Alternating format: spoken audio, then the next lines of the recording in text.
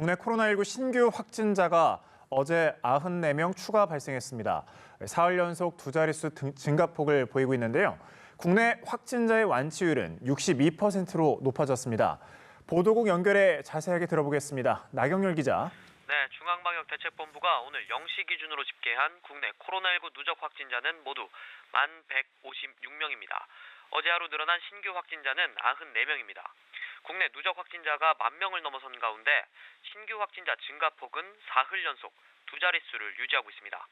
신규 확진자의 절반이 넘는 48명이 수도권에서 발생했습니다. 경기 23명, 서울 22명, 인천 3명입니다. 대구에서도 27명의 신규 확진자가 발생했습니다. 의정부 성모병원 등 일부 병원과 요양병원의 집단 감염 여파가 확진자 증가에 영향을 미친 것으로 보입니다. 어제 신규 확진자 중 15명은 공항 검역 과정에서 확인됐습니다. 지금까지 해외 유입 확진자는 모두 688명으로 이 가운데 내국인은 631명, 외국인은 57명입니다.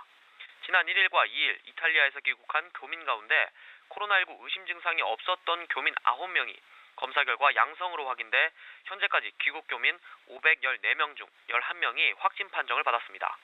국내 코로나19 사망자는 대구에서 잇따라 나오면서 지금까지 모두 180명입니다. 또 오늘 0시 기준 중증 환자는 30명, 위중한 환자는 50명입니다. 다만 완치자는 어제 하루 304명 늘어 6,325명이 됐습니다. 누적 확진자 대비 완치자 비율은 62%를 넘었습니다. 네, 한편 정부가 집단 감염 등을 막기 위해 강화된 사회적 거리 두기를 2주간 더 연장하기로 했다고요? 네, 그렇습니다. 정부가 코로나19 감염 확산을 차단하기 위해 강화된 사회적 거리 두기를 이번 달 19일까지 2주간 연장하기로 했습니다.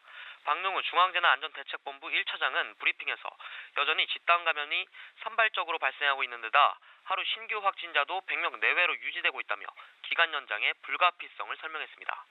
또 정부는 사회적 거리 두기로 감염 경로를 확인하기 어려운 사례가 크게 줄었고 사회적 거리 두기 실천으로 대규모 집단 감염을 막을 수 있었다고 밝혔습니다. 이에 따라 정부는 감염 위험이 높은 교회와 클럽, PC방 등 일부 업종의 운영을 2주간 더 중단하도록 권고하고 불가피하게 운영할 경우 방역 지침을 준수하도록 요청했습니다.